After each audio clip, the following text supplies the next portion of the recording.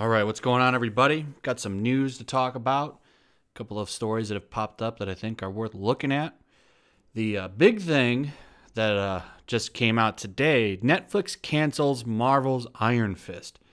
In the article, they say, Iron Fist will not return for a third season on Netflix. Marvel and Netflix told Deadline in a joint statement following a period of uncertainty regarding the show's future. Everyone at Marvel Television and Netflix is proud of the series and grateful for the hard work from the incredible cast, crew, and showrunners. We're thankful to the fans who have watched those 2 seasons and for the partnership we've shared on this series. Now, I didn't watch the second season. I didn't like the first season. I thought it was terrible. And this isn't a surprise to me. From what I hear, the second season wasn't any better. It just didn't work, which happens. Some characters just don't translate well. And I think this is one of them. Could they have done it better? Maybe. Who knows? But I didn't care for it. And it sounds like other people felt that way because it's not moving on. However, if you like the character, don't give up too much hope because Iron Fist will reportedly still appear in future Marvel shows. And I see here, according to Entertainment Weekly, the show's cancellation does not mean that Danny Rand will be leaving the Marvel Universe.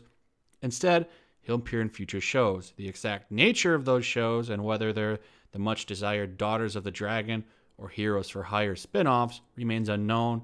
The report also doesn't speculate or comment on any other characters from the series, which I think is safe to say are probably not going to be around. But they've already developed Iron Fist, right? He's a usable character. I would say more than likely he will be in like any kind of like mashup shows like Defenders. Because, I mean, you don't have to explain him. So just to throw him in there isn't going to hurt anything. So that's not surprising. I'm not shocked by that at all. It makes sense, to be honest. This was a big surprise, but not... It was a surprise and not a surprise, I guess. It just been like, oh, okay, that was expected. But it could be fake. So apparently Nintendo 64 Classic leaked. A Twitter user posted these pictures. I've got them pulled up. Now, I don't know. This could be crap. It's hard to say, but this looks pretty convincing. If you have a Super Nintendo Classic, you can see the resemblance here because of the USB and the little slide pull out here. Now, the Super Nintendo Classic has the front. It looks like a controller slot, but you pull it down, and that's where the Wiimote USB plugs are that they use. They've been using these same type of adapters since the Wii.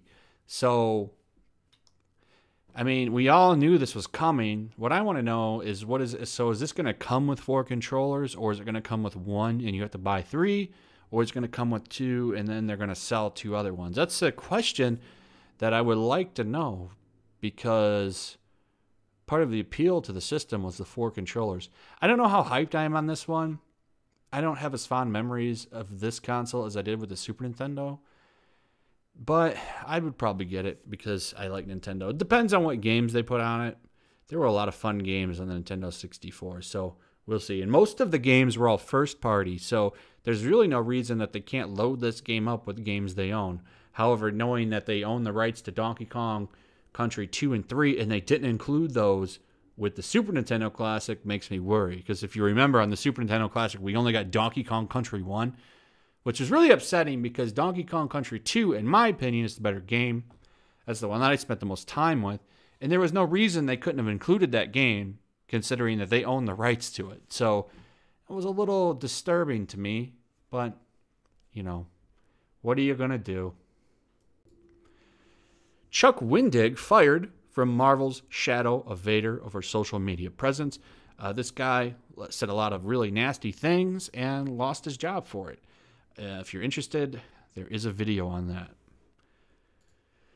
Venom will take second weekend at box office. Now, this is kind of surprising. So the movie has staying power. Did really good the other weekend, and it's doing good this weekend. I did a review on it. It was okay.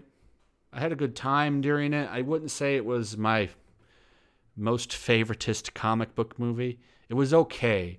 It was stupid fun, right? Like, you go in, you just kind of turn your brain off and enjoy it. I don't think there's anything wrong with that. So it looks like a sequel most assuredly happen.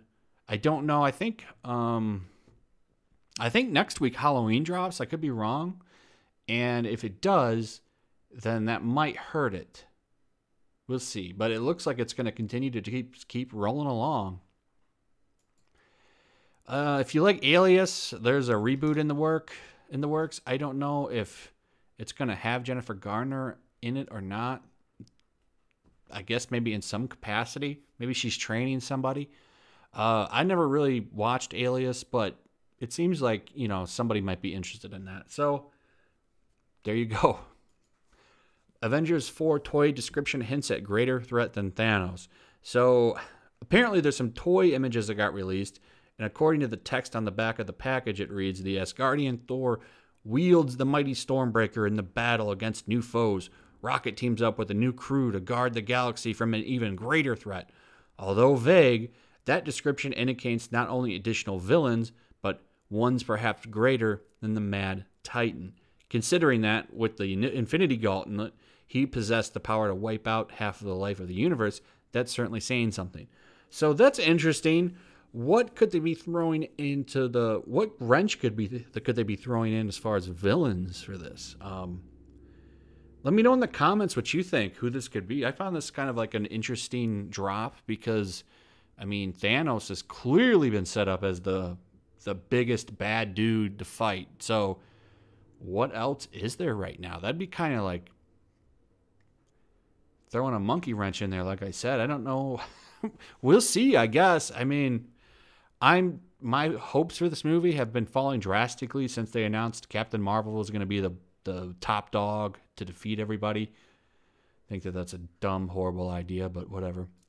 Got a new suit here. There's a black and red suit coming for Marvel Homecoming. I'll go ahead and play this little clip for you guys.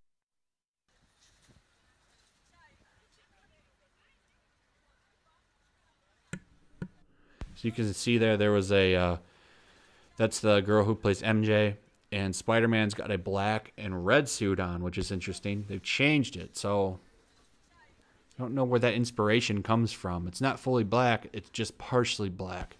So, we'll see. And that's pretty much it. There wasn't really anything else really worth talking about other than the couple of things I found. Just wanted to bring you guys a news update. That's pretty much it. Check out the links in the description. You got a link to my Discord, my Patreon, and my Twitch. Follow me over on Twitter. If you're enjoying the content, consider donating. Leave a comment. Let me know what you think about all these stories. Like, subscribe, hit that notification bell, all that fun stuff. And as always, I will see you guys on the next one. Peace.